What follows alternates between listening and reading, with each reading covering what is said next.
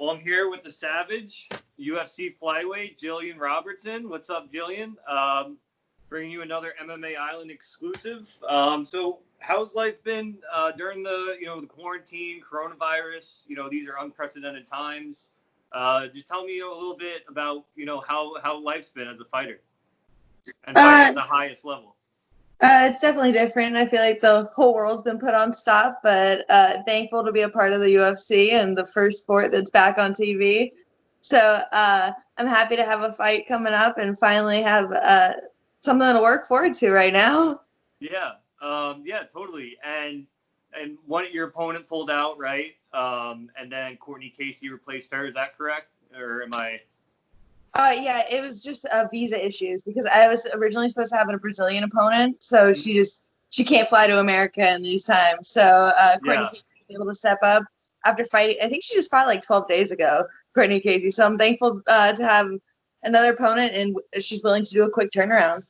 Yeah, and in terms of like preparation, like I'm unaware of how long that bout was scheduled. Do you know how long they had that for, where you were facing her, or was it just like putting this fighter here and it's just all over the place, like in terms of matchmaking?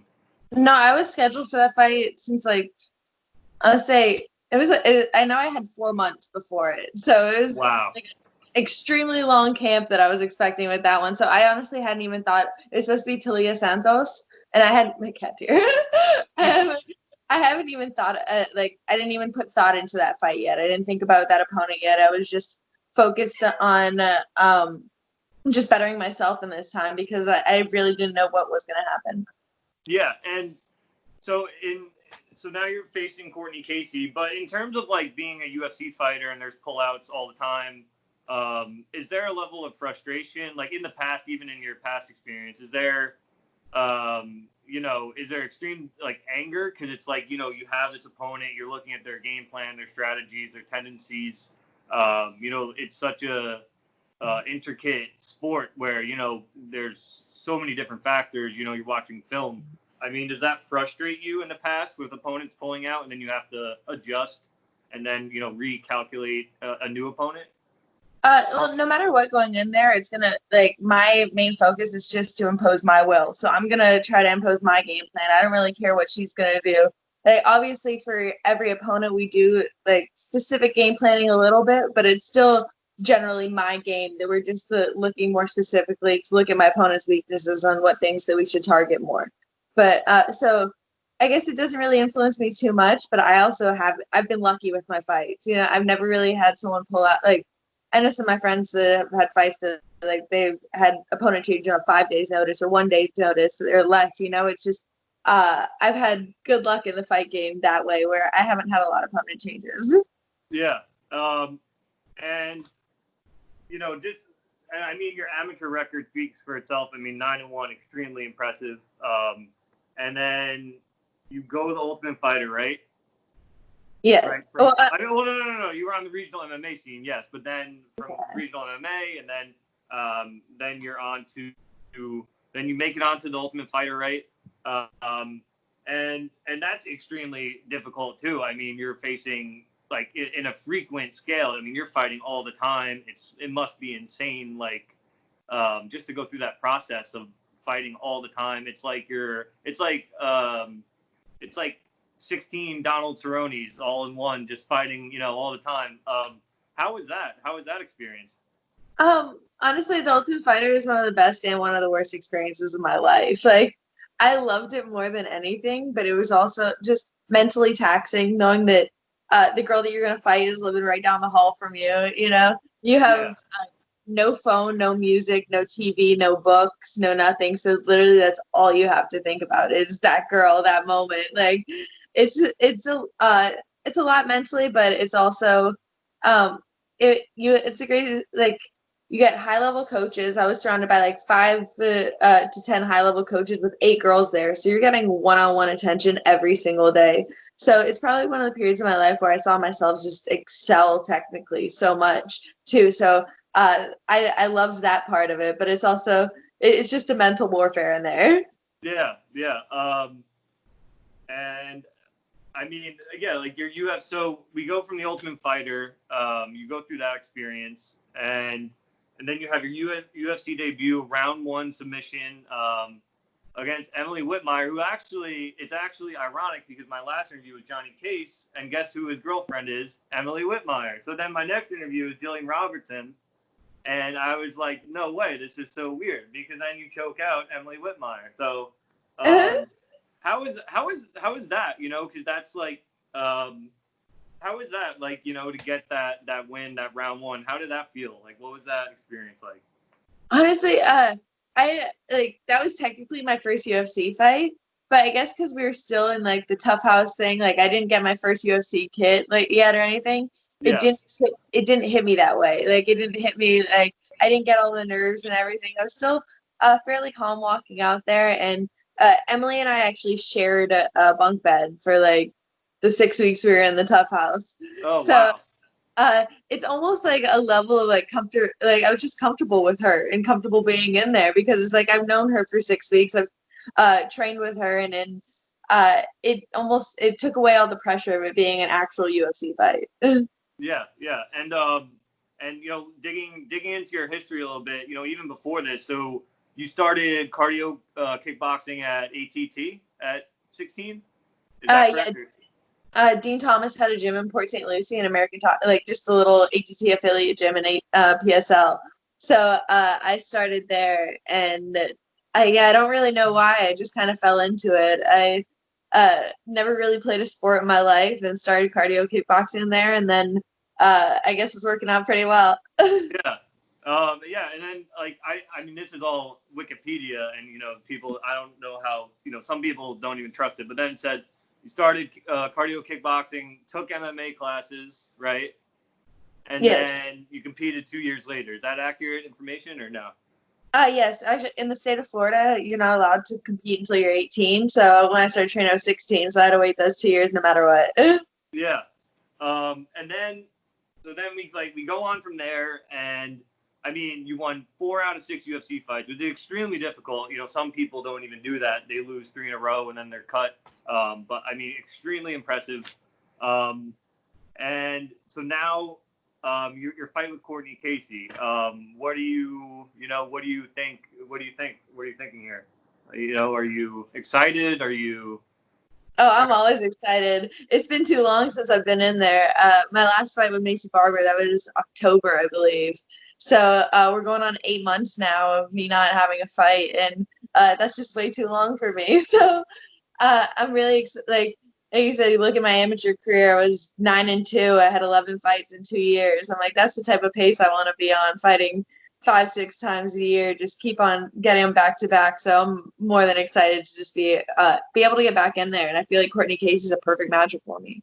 Yeah, and Courtney Casey is durable, like one of those tough women. You always see her middle, right in there, right in the middle of the pack of all the women fighting each other. A tough opponent. And one of the things I saw in your interview with Dan Hardy, you said that a lot of people go for position versus submission, and you just go right out for submission.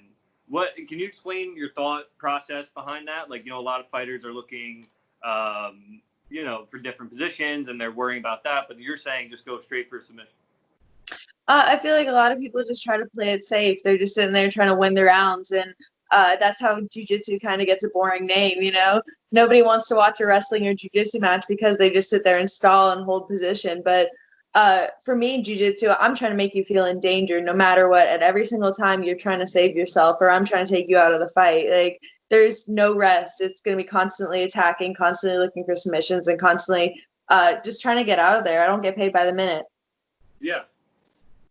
And it was against Veronica Machado, I think, and she was on top, and you reversed her and then finished her with a rear naked choke. That was extremely impressive.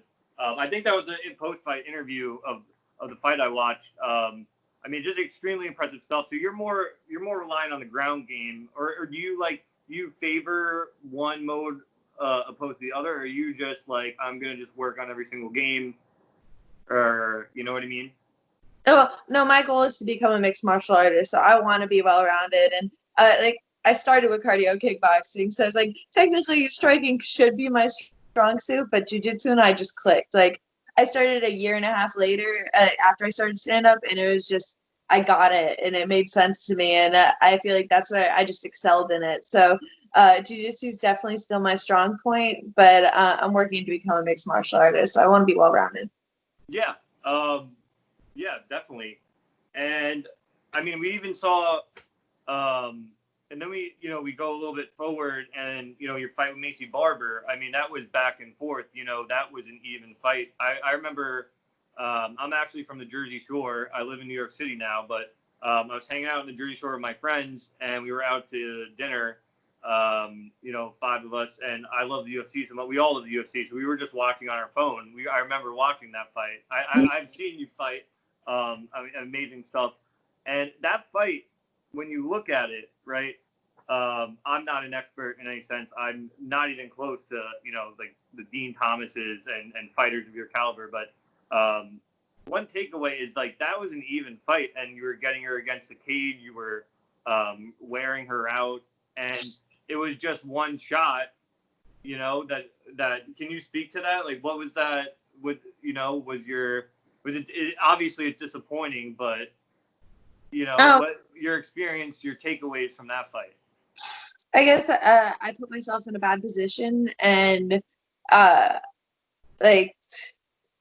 It's like I was still there ready to fight at the end. I know that I accept the ref's decision. I put myself in a bad position. Like I get it why he stopped it, and I was taking a lot of damage. So it's just not put myself in those positions. Just I took too much time off in the middle, like trying to recover kind of there for a second, and I've definitely worked a lot and just worked on my defense a lot, keeping my hands up, not taking as much damage, and getting in cleaner on my shots, just working to be more efficient in general.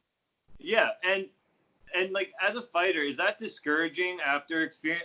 Obviously it's discouraging, but like the fighter mentality, and do you like let that get to you, or is it just like I'm gonna go back in the gym, I'm gonna work on my game, I'm gonna fix my mistakes, and that's it? I'm not gonna dwell on the past.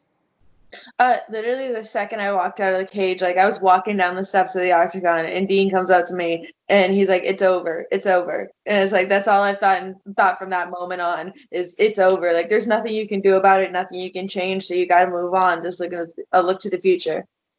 Yeah, definitely. And speaking of ATT, and I mean, I actually was going to ask you about your relationship with Dean Thomas, if you could speak to that, because he seems like such an energetic guy. He seems like such a great mentor to have, such a positive person, just from like, hearing him talk in interviews and all that, if you could speak to that. Dean Thomas is everything, is the reason I am the fighter I am today.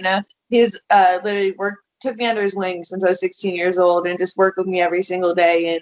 And he is just on that next level mentally. A lot of people are just comfortable teaching what their teachers have taught them. They learned it from this black belt, so they're going to pass it on to you. But Dean's different, and he's creating his own systems and trying to innovate the game and trying to really change the game of MMA. And I just respect his mindset more than anything. Yeah. And we had recent news. Obviously, it's going around, media headlines throughout MMA outlets. Colby Covington is leaving American Top Team. A lot of controversy, and a lot. A gym is like a tight knit community. I assume, like, right? It's like everyone's not trying to ruffle feathers. Everyone's just trying to get their work in. I assume. And I mean, do you have any thoughts? I mean, do you even want to comment on that? I don't want you to, put you in a position to answer that, but. Is there any thoughts on what happened there, or any, with ATT, with him leaving? Well, honestly, I'm not with ATT at the moment either. Dean left them, and I followed with him. So. Oh, really? Yeah. Okay. Well, then doing my research here, these websites are really messing up here, because they said current gym. So Dean Thomas left ATT, and now you're. This is all a recent kind of thing. Like Dean left ATT probably 2 or 3 months ago, and so I'm just full time working with him now. Okay, yeah. So they definitely have to update that information because that is extremely embarrassing journalism right there. That's extremely embarrassing. But yeah. So now that you're away from ATT though, how is it? How has it been going? Is it different? Is it like the same thing because you've been with Dean for 9 years now or? It's definitely different. I don't have the same amount of training partners, don't have as many girls to utilize, but it's honestly been better especially during this whole coronavirus thing. I've been getting a lot of one-on-one attention and just really seeing myself excel. And I'm really excited to put those skills on display June 20th. Yeah, I'm excited too. I mean, I was so excited to get this interview because I was looking forward to your fight anyway, and I just can't wait that fights are back, and that I'm not sitting here on my couch and there's nothing going on. I mean, you guys are legit heroes for doing this, especially during a national pandemic, and everyone has nothing to do. So like me as just an average person, like that you guys are actually doing this is amazing. So I appreciate you guys going out and performing. And I saw that you have Rob the dog, right, in your Instagram page. So how's Rob the dog doing? I saw he has his own Instagram page. Rob's the best. He's my 12-year-old pit bull, and I adopted him from the Humane Society. They said he was about 6 or 7 years old when I got him, and he's my best friend. He's everything. He's my roommate, and he goes everywhere with me. Yeah. Yeah, that's great. I love dogs. My dog actually passed like a week or two ago, but he lives with my parents, and then I moved out, so I didn't get to see him, so it sucked. But I had like 16 years with him, so it was great. He was a Bichon. And I had a fox terrier too. I love fox terriers. Like that's my dog. My dad had them growing up, so I really love fox terriers. So moving on though, the GOAT debate, right? We've been seeing this around headlines. We've been seeing GSP, Jones, Silva with all these, tweets by McGregor, who has won a total of 2 UFC title fights compared to Jones at 14 and GSP at 13. Do you have a GOAT? Do you think there is a GOAT? Is that a real tangible thing? And if so, what is the criteria that you view the GOAT as in MMA? Honestly, I came into the game a little bit later, like watching the UFC and everything. So I've watched a few of GSP's fights, but I wasn't really there for his reign. I didn't watch a lot of GSP and didn't really see like him growing up through the sport or like so I feel like a lot of people are looking at him and Jones, and I feel like they would. So it's like I gotta go with Jones. I've just seen a lot more of him, and I feel like John's one of the most well-rounded, one of the smartest fighters out there. The way he puts things together, and you can just see the way he thinks in the cage, and it's really beautiful to watch him fight every single time. But I know that a lot of people would be offended if I didn't say GSP, so I just had to put it out there that I don't really know a lot. I haven't really seen too much of GSP just because I'm a little bit. I came into the game a little late. And you were born in Lake Ontario, Canada, is that correct? Or I was born in Niagara Falls, Canada. Oh, Niagara Falls, Canada. Okay, so a Canadian going against GSP, you don't see that every day, but that's good to know. And speaking of the Jones fight, I rewatched the Jones Reyes fight because of the controversy. Like it was a lot. Some people are saying Reyes won, some people are saying Jones won. And I met John Jones before about like a year ago. I got lucky and I ran into him in the city, and I got a picture with him, which was like really cool. But yeah, he's huge. I mean, he would throw me around like a rag doll. But watching that fight, I thought that 4 and 5, he both secured takedowns, and then like Reyes brought the pace rounds 1 through 3, but then he got tired because he expended so much energy, and Jones I felt took round 2.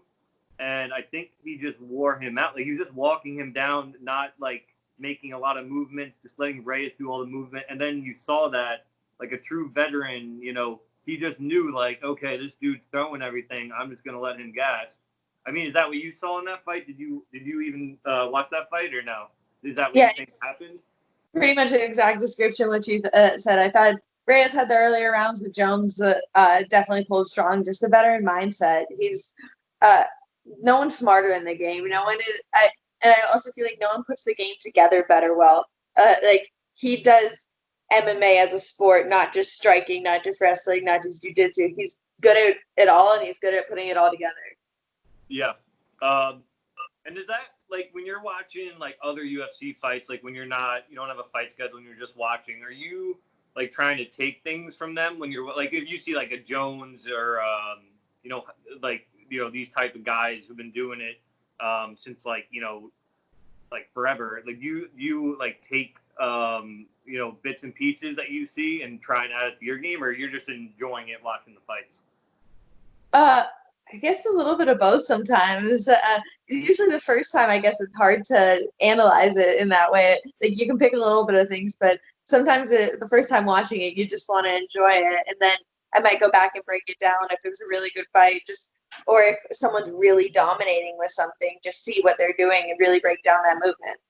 Yeah, and I'm sorry, I don't know why I'm going off on John Jones, but the defensive head movement in that fight was insane because Reyes, like, these are like missiles flying at him, and he's like doing these Floyd Mayweather-esque just like head movement, just not even getting touched, which is insane.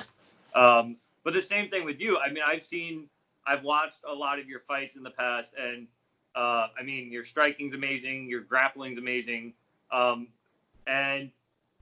what's it like as asking from a fan's perspective, like when you're in there, like are your nerves flying? I hear that like people's nerves are flying. Some people like McGregor say he shines under bright lights.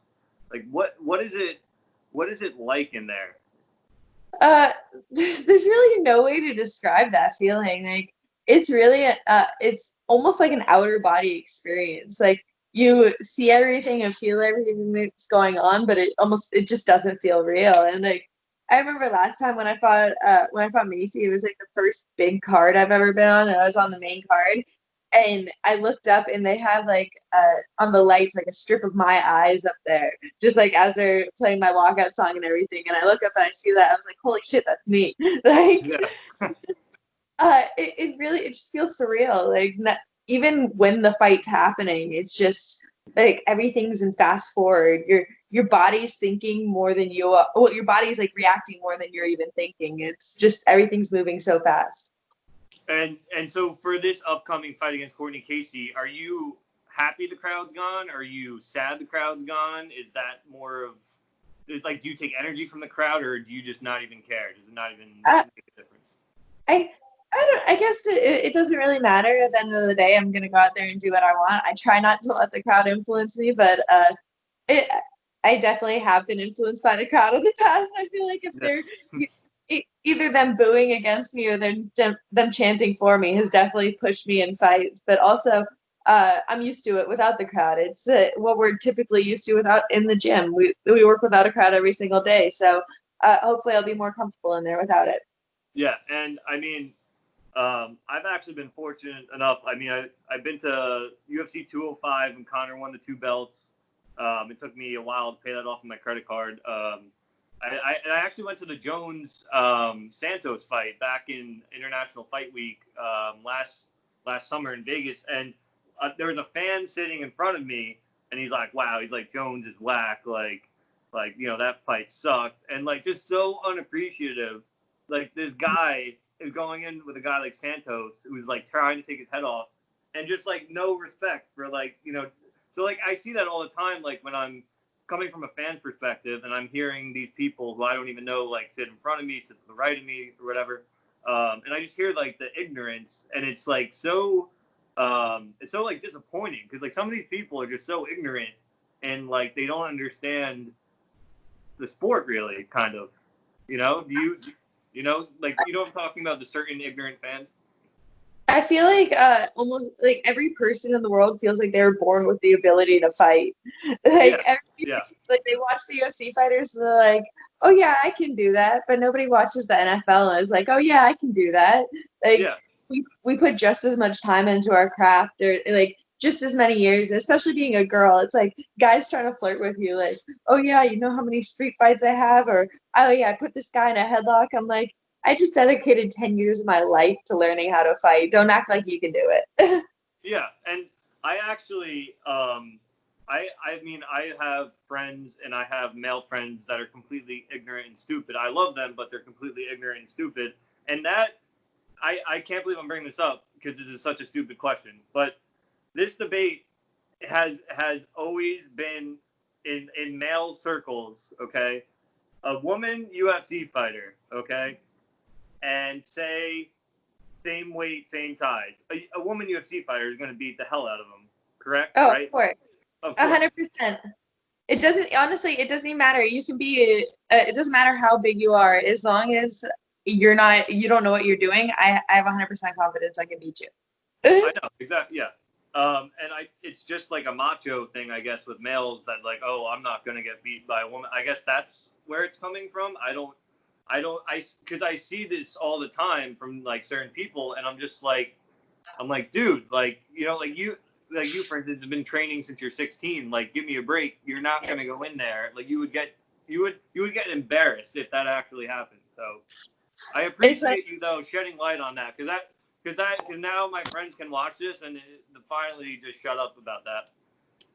It's not all my friends, just like one dumb guy. That's it. Just like one dumb guy. Just one dumb guy. Yeah. So this whole thing going on, we don't know when this is going to end. We don't know when a vaccine's, you know, gonna be created.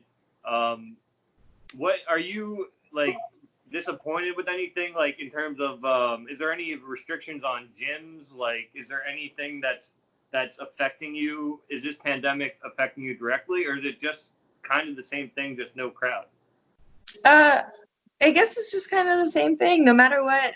Like, obviously, gyms have been closed and stuff, but I find a way to get my work in. No matter what, I'm going to keep on working and find a way to get things done. So that's what, like, I'm going to be a fighter, you know? I'm going to get my 2 or 3 training sessions in every single day and make sure that we stay busy and stay ready for this fight. Yeah. And like, even in the off season, there is no off season, but is it the same mindset, like just stay sharp, or are you like one of those people like, you know, I'll take some time, you know, rest my body's gone through a lot of stress, or are you there's no off season. I'm sorry, I just interrupted you twice. Go ahead. You're good. I was gonna say there is no off season for me, no matter what.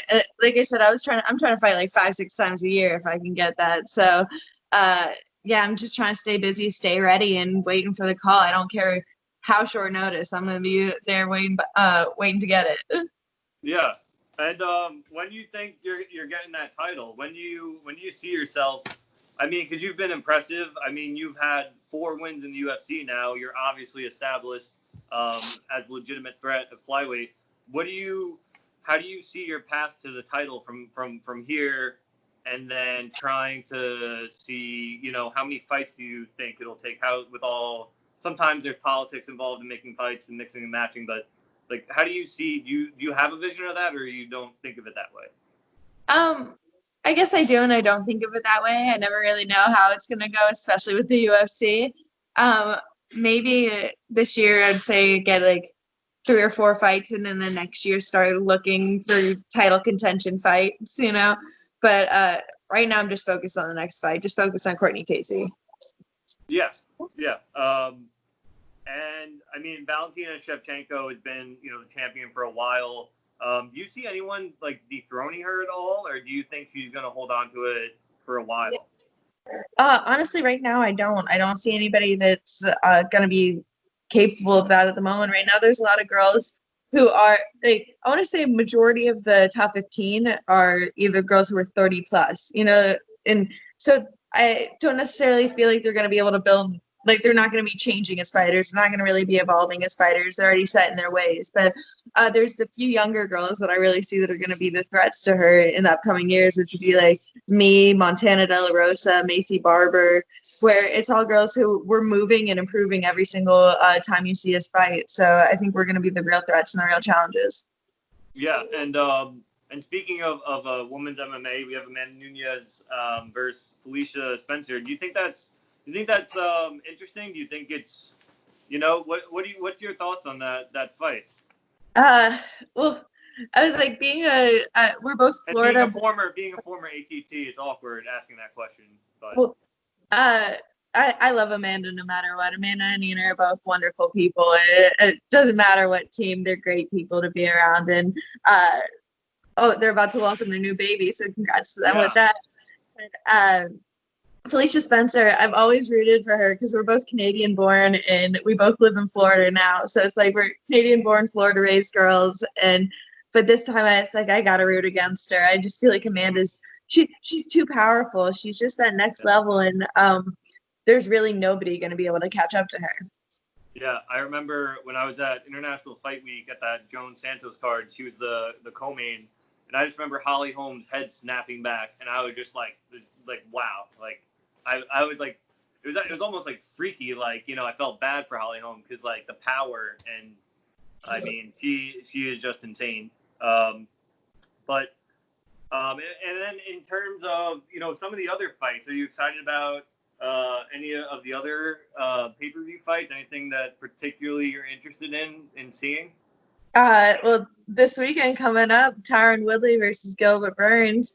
I got to live with Tyron for like 2 weeks during this pandemic, just because Dean works with him, so we went up there and lived with him and worked with him, and I sparred him one day, and that was just like a mind-blowing experience for me. Just how fast he is, how explosive, how powerful he is, and so I'm super hyped to watch him fight this weekend.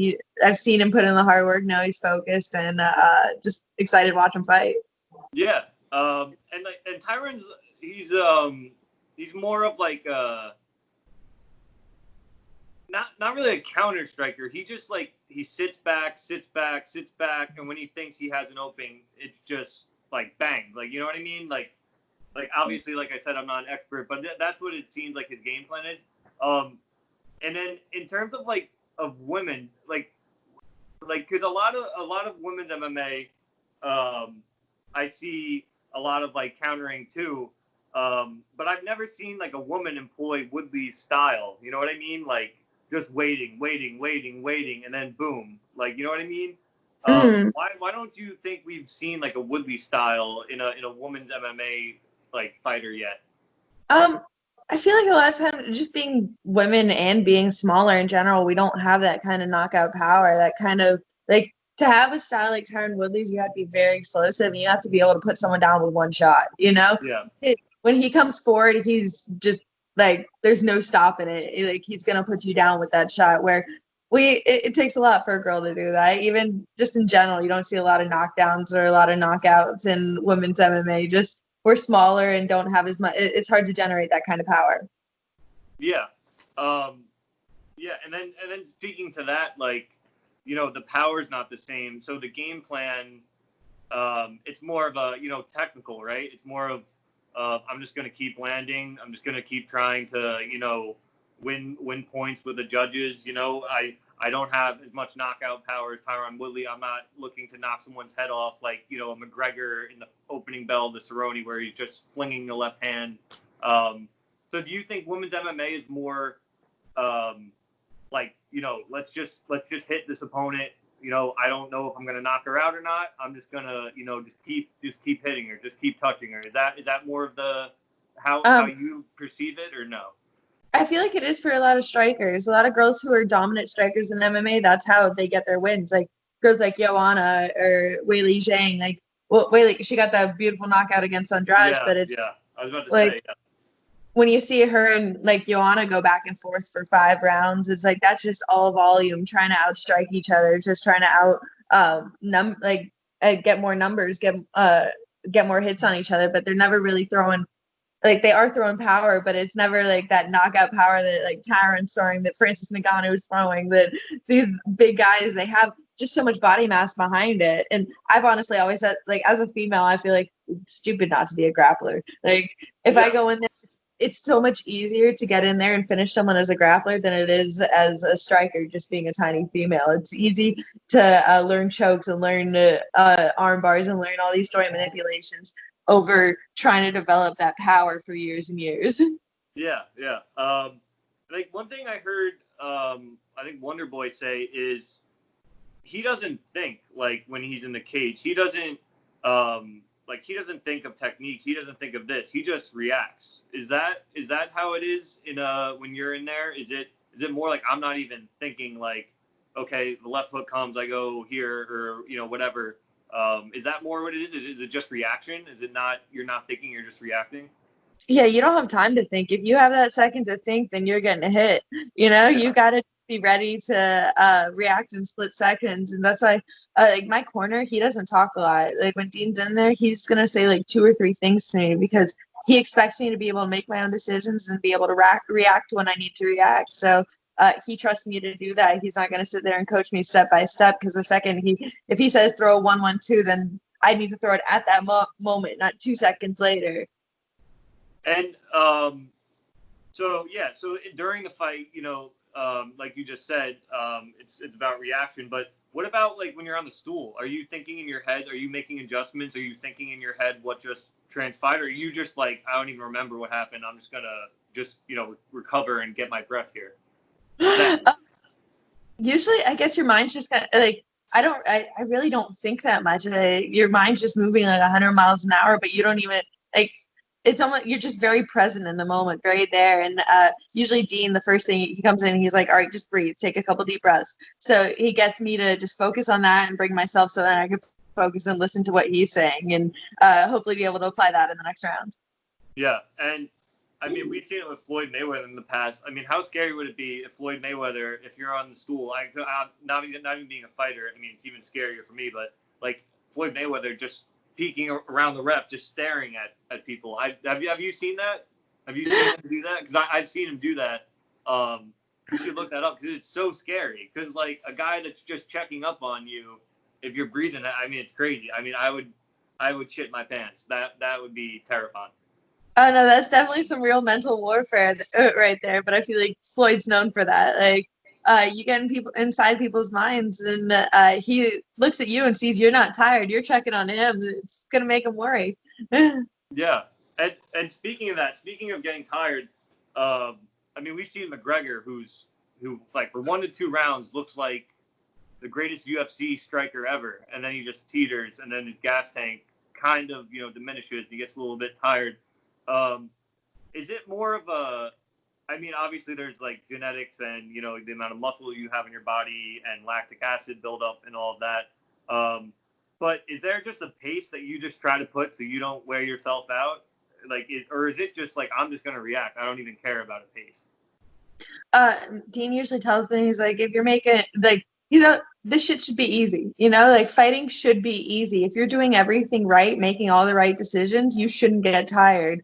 I can do like 5-minute rounds in the gym easy any single day. There's no reason I should be getting tired in 15 minutes. Like if I'm working on it every single day, if I go out there and make the right choices, I'm making smart decisions, not putting like too much effort into forcing a technique that's just not there, then everything is going to work and it should be easy and I shouldn't get gassed. Yeah. And like, how do you because there's so many different like art forms to MMA. There's like boxing, jiu-jitsu, Muay Thai. I mean, you can go on and on and on. How do you know like what to work on what day? Like, how do you know where to direct your efforts of where you want to train, like, or where you want to learn a skill in a certain aspect of a fighting discipline? Or is it your head coaches are just like, we're gonna do this, this, and this? Yeah, my head coach Dean, he'll analyze a film of me sparring and then determine off of that. So he'll look at what I need to work on and really develop a game for me specifically. So it's not like we're just working on like he's teaching everybody the same thing because everything isn't going to work for everybody else. So he just works on things that are going to help benefit me specifically, and we just keep on building me. Yeah. And all right, so this is the last question. We've gone on here for 40 minutes, which is amazing. I appreciate it. What's your prediction for June 20th against Courtney Casey? For me, no matter what, fights always go the same. It's just a race to get to the throat. I'm just trying to get to that rear naked choke, and she can know it all day, and I'm still going to get it. I'm just doing damage on the ground till I reach it. All right. Well, that about wraps it up for our MMA Island exclusive interview with the Savage, Gillian Robertson. 4 wins in the UFC, a total threat to Valentina Shevchenko. So you watch out for her, whoever's watching this. And you can follow Rob the Dog. I actually wrote down Rob the Dog's username just for you so we can get some followers. Rob the Dog at Rob the Dog 772 and follow you at Savage_UFC, correct? Yes. All right. Well, thank you so much, Gillian. I really appreciate it. And I've learned so much just even talking to you. So I appreciate gaining so much insight from such a high caliber fighter such as yourself. So thanks so much. And, let's do this again sometime. Oh, thank you for having me. It was a pleasure. All right. Take care. You too.